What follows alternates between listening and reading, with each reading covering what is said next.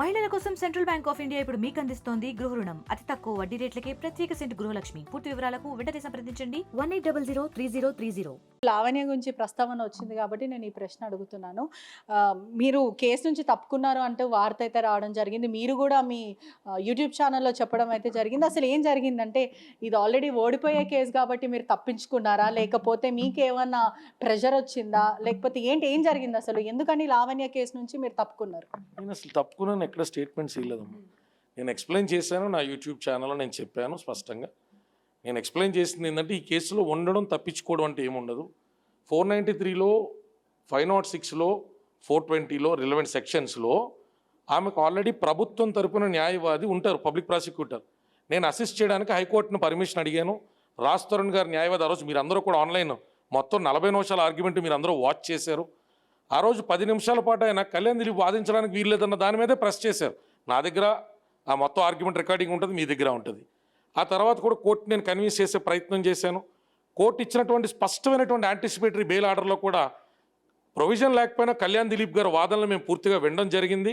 ఆయన assistant public ప్రాసిక్యూటర్కి ఏజీపీకి సహకరిస్తారన్నారు. ఆయన వాదనలు కూడా పరిగణలో తీసుకుని ఈమెకి గతంలో ఉన్నటువంటి కేసు అనేటువంటిది విష్ణువర్ధన్ రెడ్డి గారు తెర మీద తీసుకొచ్చినప్పటికీ రాష్ట్రం విషయంలో మనం యాంటిసిపేటరీ బెయిల్ అనేటువంటిది కండిషనల్గా జారీ చేస్తున్నాము. కాబట్టి కండిషనల్ యాంటిసిపేటరీ బెయిల్ అనేటువంటిది తీసుకోండి అని చెప్పడం జరిగింది. ఆ కేసు విషయంలో ప్రొసీడింగ్స్ జరుగుతూ ఉన్నాయి. ఆ కేసు విషయంలో వెళ్తూ ఉన్నాం. ఆ అమ్మాయికి ఏదైనా కావాలన్నప్పుడు అడపాదడప ఏదైనా సహాయం కావాలన్నా సలహా కావాలని చెప్తా ఉన్నాం. మధ్యలో రాజేష్ అనేటువంటి అడ్వకేట్ సర్ఫేస్ అయినప్పుడు ఏదో స్విమ్మింగ్ పూల్కి సంబంధించినటువంటి ఉదంతో వారిద్దరి మధ్య వచ్చినప్పుడు రకరకాల రూమర్స్లో భాగంగా కళ్యాణ్ దిలీప్ తప్పుకున్నాడు కాబట్టి రాజేష్ తెర మీదకి వచ్చాడు అనేటువంటి వాదన తెచ్చారు తప్ప ఆమె 2 డ్రగ్ కేసెస్కి సంబంధించి నేనే ప్రస్తుతానికి అడ్వకేట్గా ఉన్నాను తల్లి. అలాగే 493 కేసు విషయంలో ఛార్జ్ షీట్ కూడా ఆమెకు ఫేవరబుల్గా వచ్చింది.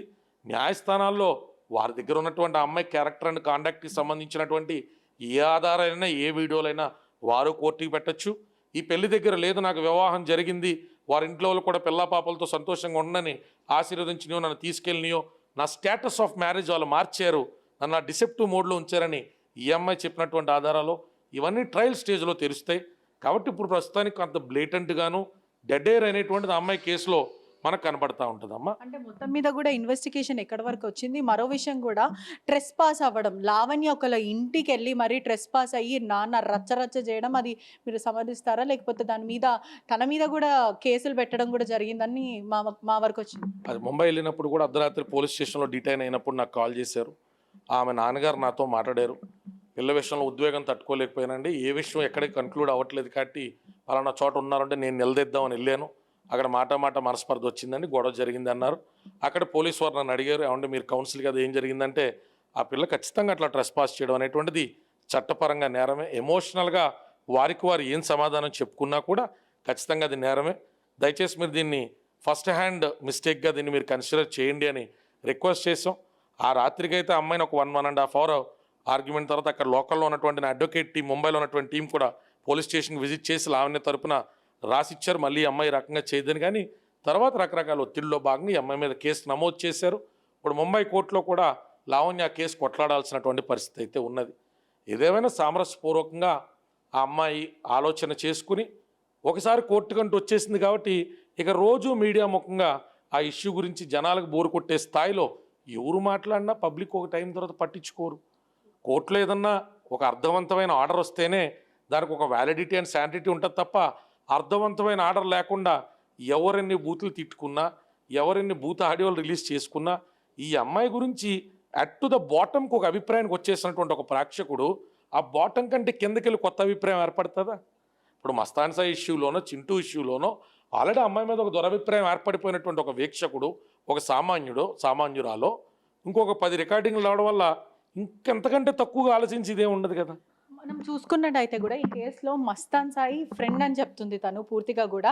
ఒకవేళ మస్తాన్ సాయి మీడియా ముఖంగా వచ్చి నాకు జరిగిన అన్యాయం ఇది అంటే ఏం చెప్తారంటే మస్తాన్ సాయిని కూడా బ్లాక్మెయిల్ చేసిందని మస్తాన్ సాయి స్వయంగా వచ్చి మాట్లాడి ఇంటర్వ్యూ ఇస్తే ఏం చెప్తారు దాని గురించి?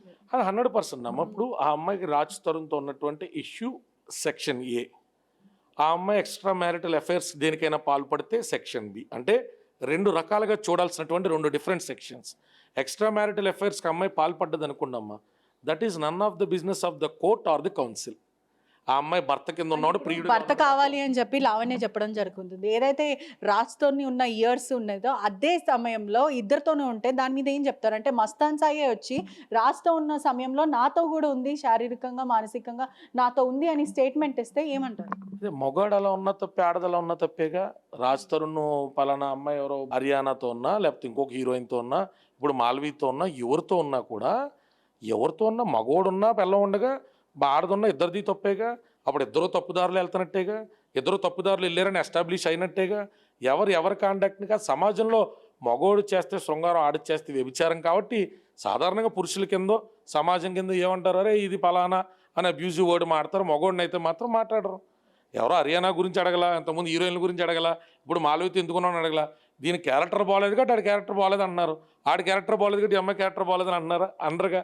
సొసైటీ కొన్ని నామ్స్లో బతుకుతాం మనం. ఆ నామ్స్ని మనం బద్దలు కొట్టలేం. ఎంతమందితో పోరాడతాం, ఎంతమంది అభిప్రాయాలు మార్చగలుగుతాం? మా అభిప్రాయాలు అలాంటి దాంతో నువ్వు కాపురం చేస్తావు అంటారు. అసలు అలాంటి దాన్ని చూస్ చేసుకుని నేను 10 ఏళ్ళు ఎందుకు ఉంచుకుంటాం? మీకు అర్థమవుతుంది. ఇప్పుడు 10 ఏళ్ళు నేను సహజీవనం చేసిన తర్వాత ఆ అమ్మాయి క్యారెక్టర్ గురించి ఇప్పుడు నేను కొత్తగా కంప్లైంట్ చేసేదే ఉంటుంది. పోనీ 10 ఏళ్ళకి ముందు నేను తాళి కట్టి సహజీవనం అని చెప్పి ఇప్పుడు ఆ అమ్మాయి క్యారెక్టర్ బాలని చేసేదే ఉంటుంది. సో విమర్శ సహజం.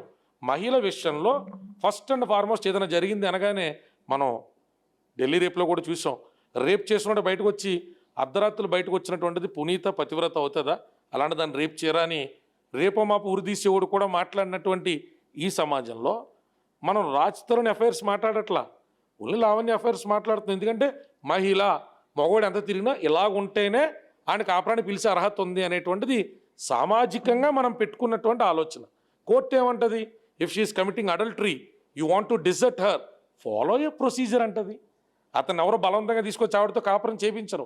ఎన్ exit should be good, an exit should be purposeful, an exit should be reasonable అనేటువంటి దాని మీద అమ్మాయికి నేను అడ్వైస్ చేశాను. సరే తర్వాత కూడా అమ్మాయికి ఉన్నటువంటి కొంత ఇంపల్సివ్ నేచర్తో, తనకున్నటువంటి అగ్రెషన్తో రకరకాల ఆటల్లో చిక్కులుకుని సమాజంలో మద్దతు అయితే మాత్రం కొంత మేరకు కోల్పోయింది. కొంతమంది ఈ రోజుకి ఆ పిల్లకు కూడా మద్దతు ఇచ్చేటువంటి వ్యక్తులు ఉన్నారు, రాజ్ తరుణ్ తప్పట్టే వాళ్ళు ఉన్నారు. కాదు ఇక్కడ సమాజం అనేటువంటి జడ్జిమెంట్ హౌస్ కాదు కాబట్టి కోర్టులో ఏం జరుగుద్దో మనందరూ చూడాలి. దాంట్లో ఓడిపోయేటువంటిది ఏం లేదమ్మా. అతని దగ్గర ఉన్న ప్రూఫ్స్ ప్రకారం ఆ అమ్మాయికంటూ చివరిదాకా పోరాడేటువంటి అవకాశం ఉంటే ఖచ్చితంగా పిల్లకి న్యాయం జరగాలని కోరుకుంటాం. Because she's my client. మీరు చెప్పినట్టు క్లోజర్ ఇస్ వెరీ ఇంపార్టెంట్ అని బాగా చెప్పారు. కెమెరామ్యాన్ గణేష్తో పట్రిషా రిపోర్టింగ్, RTV హైదరాబాద్. మరిన్ని వీడియోస్ కోసం ఛానల్ ని సబ్స్క్రైబ్ చేయండి, లేటెస్ట్ అప్డేట్స్ కోసం వాట్సాప్ ఛానల్ ని ఫాలో చేయండి అండ్ లింక్ డిస్క్రిప్షన్ లో ఉంది.